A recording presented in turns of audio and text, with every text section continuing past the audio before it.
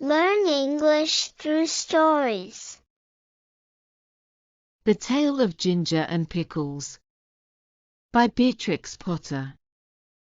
Once upon a time there was a village shop. The name over the window was Ginger and Pickles. It was a little small shop just the right size for dolls. Lucinda and Jane Dollcook always bought their groceries at Ginger and Pickles. The counter inside was a convenient height for rabbits. Ginger and Pickles sold red spotty pocket handkerchiefs at a penny 3 farthings. They also sold sugar, and snuff and galoshes. In fact, although it was such a small shop, it sold nearly everything, except a few things that you want in a hurry, like bootlaces, hairpins, and mutton chops. Ginger and Pickles were the people who kept the shop. Ginger was a yellow tomcat, and Pickles was a terrier. The rabbits were always a little bit afraid of Pickles. The shop was also patronized by mice, only the mice were rather afraid of Ginger. Ginger usually requested Pickles to serve them, because he said it made his mouth water.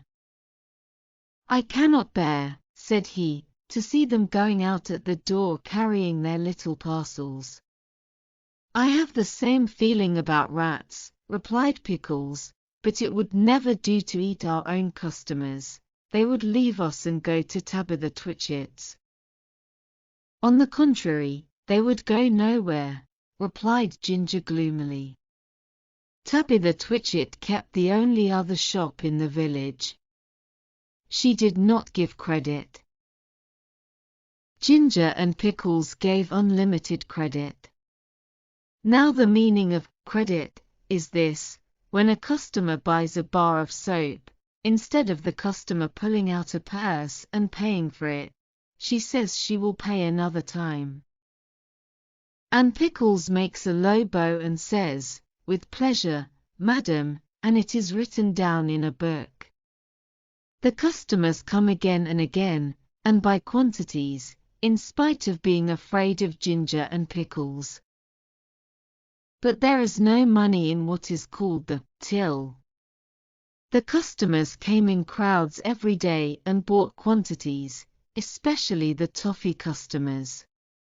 But there was always no money.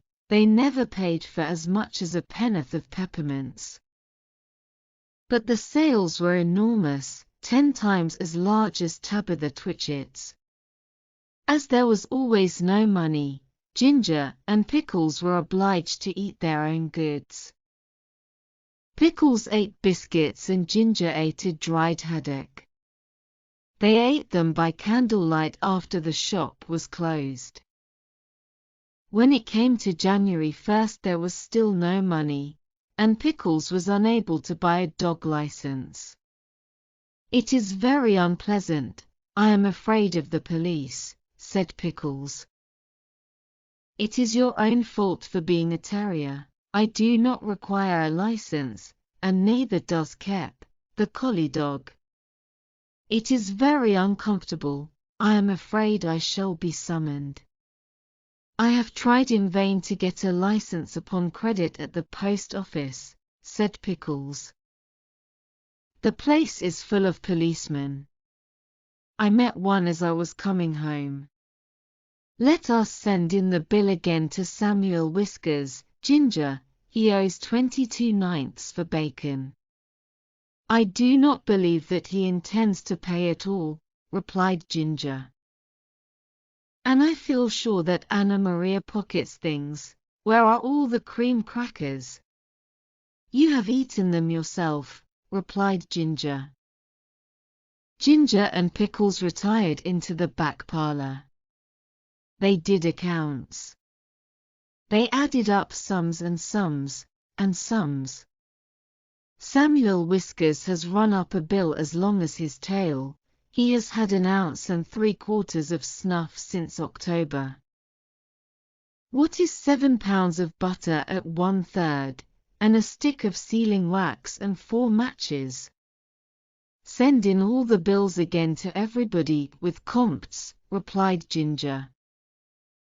After a time they heard a noise in the shop, as if something had been pushed in at the door. They came out of the back parlor. There was an envelope lying on the counter, and a policeman writing in a notebook.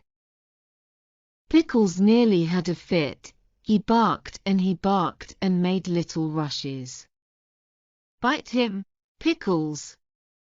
Bite him!" spluttered Ginger behind a sugar barrel. "He's only a German doll." The policeman went on writing in his notebook. Twice he put his pencil in his mouth, and once he dipped it in the treacle. Pickles barked till he was hoarse.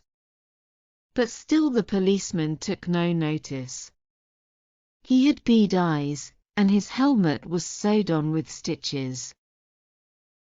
At length, on his last little rush, Pickles found that the shop was empty. The policeman had disappeared. But the envelope remained.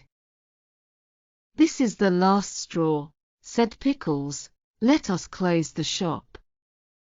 They put up the shutters and left. But they have not removed from the neighborhood. In fact, some people wish they had gone further. "This is the last straw," said Pickles. "Let us close the shop." They put up the shutters and left. But they have not removed from the neighborhood. In fact, some people wish they had gone further. Ginger is living in the warren. I do not know what occupation he pursues. He looks stout and comfortable. Pickles is at present a gamekeeper. The closing of the shop caused great inconvenience. Tabitha Twitchit immediately raised the price of everything a halfpenny, and she continued to refuse to give credit. Of course there are the tradesmen's carts, the butcher, the fishman, and Timothy Baker. But a person cannot live on seed wigs and sponge cake and butter buns, not even when the sponge cake is as good as Timothy's. After a time Mr. John Dormouse and his daughter began to sell peppermints and candles. But they did not keep self-fitting sixes, and it takes 5 mice to carry one 7-inch candle. Besides, the candles which they sell behave very strangely in warm weather. And Miss Dormouse refused to take back the ends when they were brought back to her with complaints.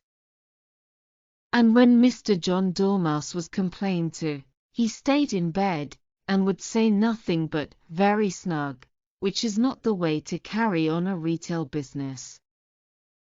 So everybody was pleased when Sally Hennypenny sent out a printed poster to say that she was going to reopen the shop. Henny's opening sale. Grand cooperative jumble. Penny's penny prices. Come buy, come try, come buy. The poster really was most enticing. There was a rush upon the opening day. The shop was crammed with customers, and there were crowds of mice upon the biscuit canisters.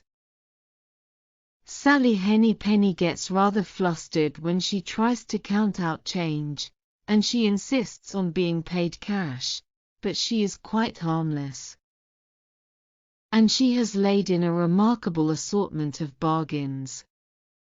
There is something to please everybody.